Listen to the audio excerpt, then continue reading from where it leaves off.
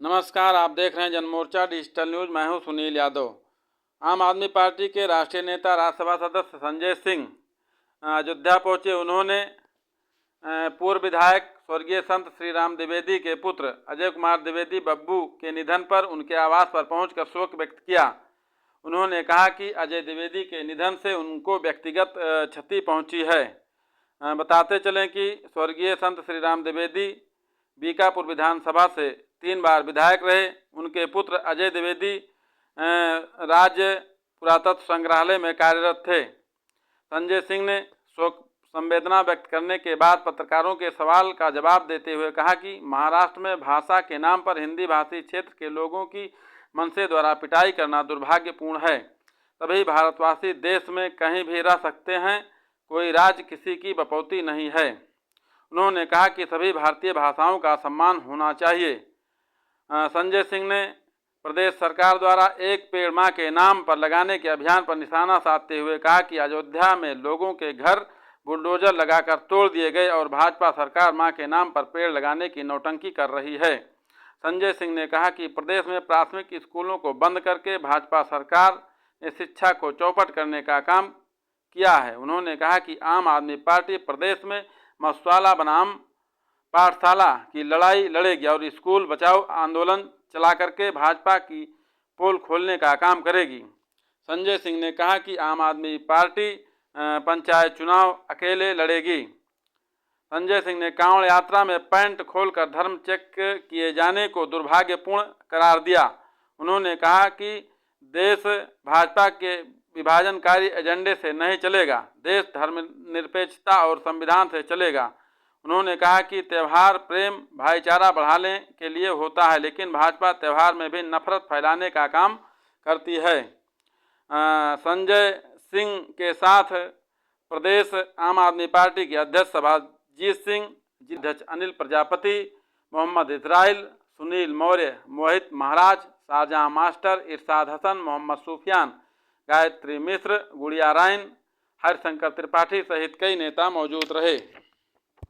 प्रदेश में आम आदमी पार्टी मधुशाला नहीं पाठशाला चाहिए और स्कूल बचाओ अभियान ये हम लोग शुरू कर रहे हैं। प्रदेश के सभी ज़िलों के अंदर जहाँ जहाँ स्कूल बंद किए जा रहे हैं बच्चों के, वहाँ पे हम लोग जाएंगे, हमारी पार्टी के लोग जाएंगे और वहाँ अभिभावकों से बातचीत करेंगे, बच्चों से बातचीत करेंगे, ज़रूरत पड़ी तो धरना भी देंगे और इसके बाद फिर मंडल स्तर पे हम लोग धरना देंगे।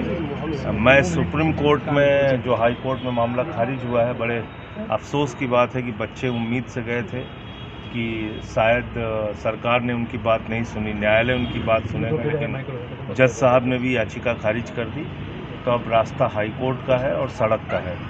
तो हाई कोर्ट में भी जो मामला खारिज हुआ उसको लेकर मैं सुप्रीम कोर्ट जाऊंगा और पूरे यूपी के अंदर हर ज़िले में स्कूलों को बचाने के लिए लड़ाई होगी, आंदोलन होगा और संसद का सत्र 21 तारीख से शुरू हो रहा है, उसमें भी ये मामला उठाएगा। बात की जाए भाषा बिल्कुल गलत है, हर भाषा का सम्मान होना चाहिए।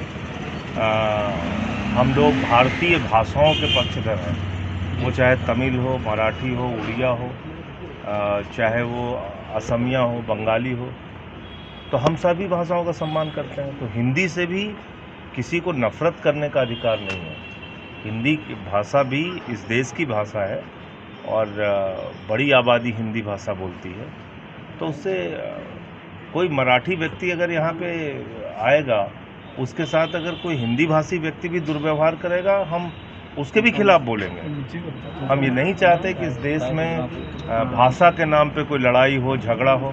हर भाषा का सम्मान है। मराठी भी भारतीय भाषा है, तमिल भी भारतीय भाषा है, बंगाली भी भारतीय भाषा है। मैं उड़िया बोल लेता हूँ। अब मान लीजिए मुझे मराठी बोलने नहीं आती तो ये मेरा अपराध है।